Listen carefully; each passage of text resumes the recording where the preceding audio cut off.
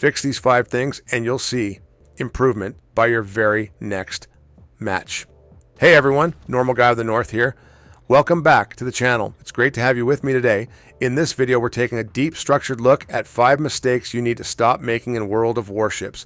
These aren't advanced niche tactics. They're everyday habits, extremely common, extremely costly, and completely fixable. If you can break these 5 patterns, you will survive longer, farm more consistently, support your team more effectively, and win more games. Let's get started. 1. Sailing in a straight line. We're opening with the most widespread mechanical mistake in the entire game, something I still see at every tier from tier 2 to tier 10. Players sailing in a perfectly straight line while spotted. This mistake does 3 major things. It removes all uncertainty for enemy gunners. It invites free torpedo salvos. It guarantees you take the maximum possible punishment. Straight line sailing is identical to turning off your AA or disabling your guns. It is a self-inflicted disadvantage that compounds rapidly. Why it happens? Players sail straight because they're zoomed in too long. They're tunnel visioning on a single target. They assume I'm angled so I'm safe. They forget submarines and destroyers exist. They don't realize every class can punish predictability. World of Warships is not a static game. It rewards proactive positioning and dynamic maneuvering. How to break the habit. Let's break down the 3 key corrections. A. Always turn out. First, new players instinctively turn in because they want to accelerate into the fight. Veteran players turn out because they want to control the fight. Turning out does 3 things immediately. It increases distance from hostile ships, reducing the accuracy of incoming fire. It gives you full access to your speed, as all ships accelerate forward faster than they reverse. It creates a natural escape lane if the flank collapses. Turning in locks you into a commitment. Turning out keeps your options open. B. Integrate micro-maneuvers. You don't need to constantly zigzag. Micro-maneuvers are enough. 2 to 3 seconds of full rudder, throttle reduction to half, pulse back to full, return to your original course. This minor deviation throws off battleship dispersion, cruiser tracking, torpedo calculations, submarine ping solutions. The goal isn't to dance around the map. The goal is to avoid predictability. C. Break ADS tunnel vision. Players lose games inside their own scope. Your routine should be zoom in, fire, zoom out, or free look. Scan for threats, torps, flanks, new spotters. Zoom back in. A player who lives in sniper mode loses positional awareness. A player who alternates between zoom and free look controls the entire engagement. Bottom line for mistake number 1. If you are spotted and you're sailing in a straight line, you are volunteering to go back to port early. Working in even small maneuvers reduces incoming damage by 30 to 60% on average. It is the fastest way to improve survivability without changing anything else about your play. 2. Ignoring destroyers. Next, we cover the strategic mistake that decides more matches than any other: ignoring destroyers. Destroyers are the backbone of map control. When one side loses its DDs early, the match collapses.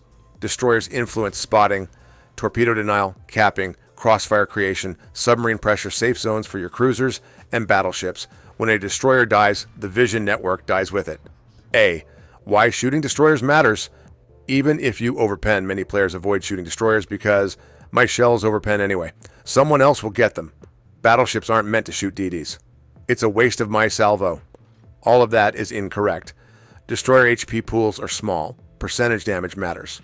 Removing 30% of a DD's health with a single overpen salvo is exactly as valuable in XP as removing 30% from a battleship. Even one hit often forces the enemy DD to smoke, disengage, or play cautiously. That alone relieves pressure on your team. B. How to support your own destroyers. Your DD should not be a lone wolf unless he wants to die early. Good players support their DDs with covering fire, radar overlap, hydro overlap, pressure from mid-range. The optimal support distance is 9 to 12 kilometers. Any farther, and you cannot realistically help during a cap fight. If your destroyer is in the cap and you're at the A line or J line, that's not support, that's spectating. C. Radar. The most misused tool in random battles. Radar is not a reactionary tool, it is a pre-planned support tool. Your goal is to provide radar coverage before the knife fight begins. If your DD enters a cap, move forward. Activate radar proactively. Let your DD win the vision fight decisively. When red DDs start dying early, your team starts winning early. D. The simple rule that wins games. Sink red destroyers immediately. Keep your green destroyers alive as long as possible. Everything else in the match becomes easier after that. 3. Only playing one class, mistake number 3, is a developmental blind spot. You only play one class. If you one-trick battleships or destroyers or cruisers, you only ever see the game from one perspective. This limits your map knowledge, your threat awareness, your counterplay options, your clan desirability, and your ability to anticipate enemy movements. A. Playing other classes teaches you what they fear. If you play light cruisers, you learn how vulnerable they are to sudden focus fire. If you play destroyers, you learn how terrifying radar is. If you play battleships, you understand the cost of a single broadside mistake. These insights translate into better decisions across all classes. B. This is why multi-class players improve faster. Multi-class players know where enemies like to position, know which angles are safe or deadly, understand reload timings and concealment windows, predict behavior instead of reacting to it. They can look at an enemy cruiser and already know where it wants to sit, when it will fire, when it will reverse, how quickly it can relocate, when it becomes punishable.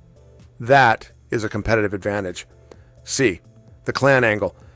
If you ever want to join a clan, the fastest way to stand out is simple. Be good in more than one class. Clans are oversaturated with battleship-only players. What they want are DD plus cruiser flex players, cruiser plus battleship flex players, scenery-aware caps players, someone who understands all ship lines, not one line. If your port only has battleships, you will struggle to get noticed. D. A practical, low-stress training plan. Here's a simple structure. Choose one main line you enjoy. Choose one secondary line that feels different. Alternate sessions between the two. Let the learning compound naturally. After 50 to 70 battles across 2 classes, your game sense expands dramatically. 4. Wasting damage control and heals. Too early, mistake number 4, is all about resource management. Using consumables the second something hits you. Damage control and repair party are powerful tools, but if you use them too early, you expose yourself to exponentially greater punishment. A. Damage control. Timing is everything. A single fire is often harmless. A single torpedo flood can sometimes be survived. The danger comes when your damage control is on cooldown. Enemy players watch for this. Once they know your DC is down, they stack HE spam, multiple fires, secondary fires, floods, follow-up volleys. Think of damage control like a shield with a timer.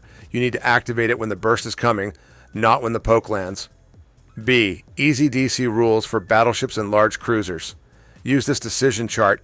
If you're above 50% HP, 1 to 2 fires, let them burn. 3+ fires, use damage control. If you're below 50% HP, 1 fire, consider letting it burn.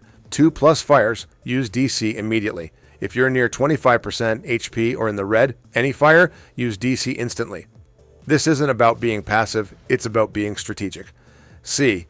Heals, don't cancel adrenaline rush. Too early adrenaline rush is one of the strongest passive skills in the game. As you take damage, your reload gets faster. If you heal instantly, you eliminate that buff and slow your own damage output. Hold the heal if you are farming safely, not under focus fire. At mid or long range, playing from behind cover, maintaining good concealment.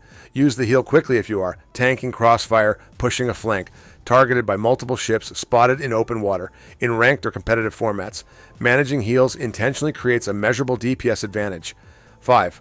Playing without the full alternative HUD. Our final mistake is one of awareness, not using the full alternative HUD. This is the easiest fix in the entire video, and it has one of the highest impacts. The default HUD hides essential tactical data. The alternative HUD gives you exact HP numbers, friendly health bar, clarity shell flight time, more reliable target selection, better push to our kite decisions, faster identification of low HP cleanup targets. If you want to make smarter decisions, you need better information. Activating it takes 5 seconds. Open settings, go to controls, find alternative interface, set it to full. You will never go back once you use it. Wrap up. The 5 mistakes you need to stop making. As we wrap this up, let's recap. Stop sailing in a straight line. Unpredictability increases survival. Stop ignoring destroyers. They decide visibility and map control. Stop playing only one class. Knowledge of others improves your own performance. Stop wasting consumables. Timing your damage control and heals is critical. Stop playing without the full alternative HUD. Information is power. If you'd like a part 2 with more mistakes, just let me know down in the comments. I'm always happy to expand this series. Thanks for watching. I really do appreciate it. Feel free to click on the videos on your screen for more World of Warships content. But as always, take care, stay safe, and I wish you all the best. See you in the next one, and bye for now.